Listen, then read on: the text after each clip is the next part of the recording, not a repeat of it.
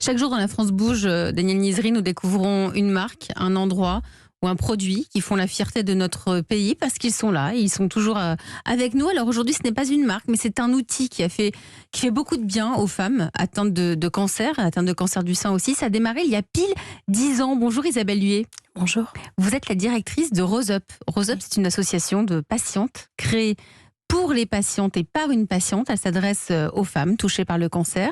Vous avez un site internet, un magazine papier. Tout est né de l'expérience de la fondatrice, Céline Lisraou. Elle a été malade à l'âge de 35 ans. Elle était alors journaliste, rédactrice en chef à l'Express. Elle s'est retrouvée extrêmement démunie. Elle ne savait pas vers qui se tourner, que faire, comment connaître ses droits. Elle n'a eu aucune réponse. Et c'est comme ça qu'est née l'idée de Rose Up. C'est donc ce magazine qui est gratuit. Oui, tout à fait. L'association est née autour de la création de Rose Magazine. Je vous ai apporté le dernier numéro qui vient de paraître. Donc ça permet vraiment à toutes les femmes de se sentir moins seules et d'avoir des réponses, toutes les réponses dont elles ont besoin dans tous les aspects de leur vie pendant et après la maladie, que ce soit des questions d'ordre médical, des questions liées à leur traitement, à leur cancer, mais surtout sur tous les impacts du cancer sur leur vie quotidienne, y compris des questions de sexualité, par exemple. Justement, vous dites que vous voulez accompagner les femmes pour qu'elles soient actrices de leur parcours. Oui. C'est dur d'être acteur quand on a l'impression que le monde s'ouvre sous nos pieds. Oui, tout à fait. Vous avez totalement raison. Effectivement, quand le diagnostic tombe, effectivement, la terre s'ouvre sous nos pieds. Mais d'un autre côté, ce sentiment de perdre le contrôle de sa vie est extrêmement désagréable. Et je pense qu'il est vraiment très important en tant que patiente, justement, de ne pas patienter et d'essayer autant que faire se peut d'être actrice dans ce qui vous arrive et d'essayer vous-même de contribuer à votre guérison et à votre mieux-être dans toutes ces dimensions. Alors, actrice ou acteur de sa propre maladie? Eh bien, d'abord, c'est être très bien informé et être en capacité de poser les questions aux médecins lors des rendez-vous médicaux, ce qui n'est pas forcément toujours évident, parce que quand il y a le diagnostic arrive, vous avez un sentiment de sidération, et quand bien même le médecin vous apporte toutes les informations nécessaires, vous n'êtes pas forcément en capacité de les intégrer, et donc avoir une information dans un temps 2, on va dire, grâce à un magazine ou des maisons roses, ça vous permet d'être en meilleure capacité pour dialoguer aussi avec les médecins. Justement, vous parlez de ces maisons roses, Oui. Vous en avez ouvert, je crois, à Paris et à Bordeaux. C'est une demande de la part des patients d'avoir quoi? Une sorte de lieu d'échange où on pouvait venir partager, se renseigner, peut-être parfois même juste pouvoir sortir de chez soi et avoir des gens qui vivent un peu la même chose que nous? Oui, tout à fait. Donc ça vient vraiment, nous sommes une association donc de patientes, donc ce sont les femmes, nos lectrices en fait de Rose Magazine, puisque je rappelle qu'il est tiré à 180 000 exemplaires, donc il est distribué dans tous les, oui c'est ça, dans tous les centres et services de cancérologie en France.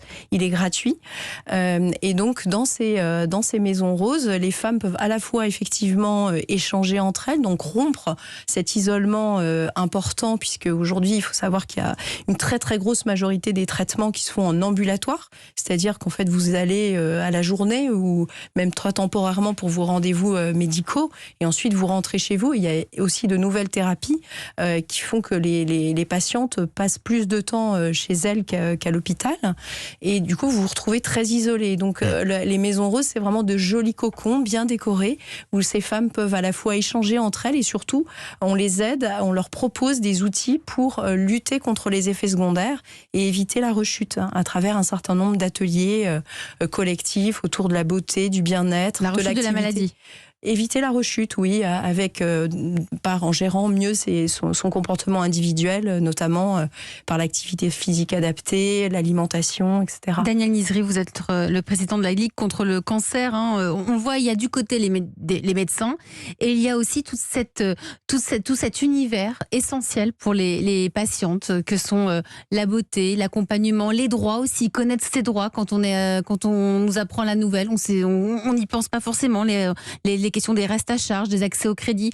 Tout ça, c'est un point aussi que vous développez au sein de la Ligue. Bien évidemment, la Ligue est une association agréée d'usagers du système de santé, principalement de patients et de patientes. Elle s'intéresse à toutes les populations concernées par la maladie, quel que soit le type de population, quel que soit son lieu de vie et quelle que soit la localisation du cancer. Mais il y a 400 000 nouveaux cas de cancer par an. Et je vais vous dire, il n'y a pas de concurrence entre les associations de patients autour d'un objectif qui est d'améliorer leur bien-être et éventuellement de contribuer à la récupération de leurs droits, à diminuer les récidives, etc., etc. Vous savez, je vais vous donner un seul exemple. Le droit à l'oubli.